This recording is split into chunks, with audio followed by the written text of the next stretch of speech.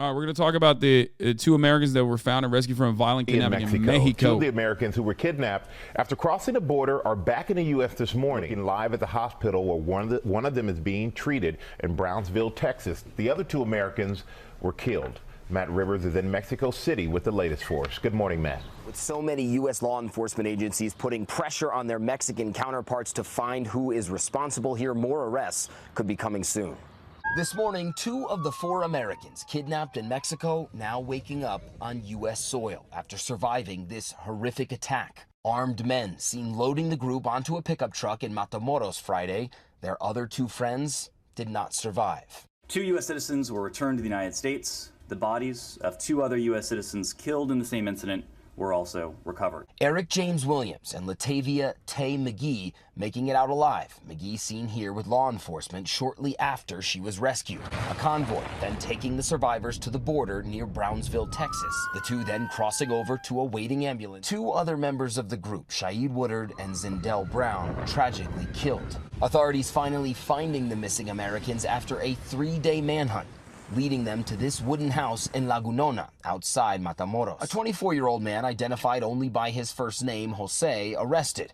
Mexican authorities say he was in charge of watching the Americans. According to her family, McGee had traveled with the others from Lake City, South Carolina to Mexico to get cosmetic surgery. Her family says armed gunmen in body armor chased them, opening fire on their white minivan. The gunmen then kidnapping the group. A Mexican bystander also killed. Mexican officials now believe the shooting and kidnapping was a case of mistaken identity. A source close to the investigation telling ABC News the gunmen may have targeted the vehicle because they wrongly believed the group of Americans were rival human traffickers.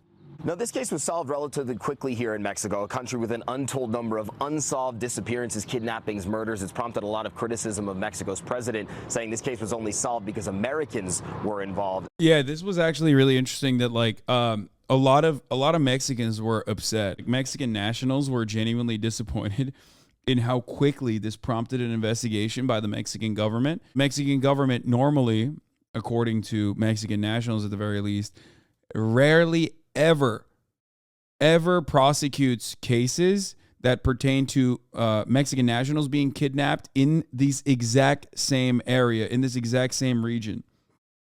I was talking about this with a coworker, and he poked fun at how Mexico has strict gun laws. It does, except it doesn't fucking matter when you have one of the larger countries on the planet with the most amount of guns per capita and in totality, literally at its northern fucking border, with a willing population to purchase drugs because drugs are fucking criminal, and with an insane arsenal that they will readily give to the cartels.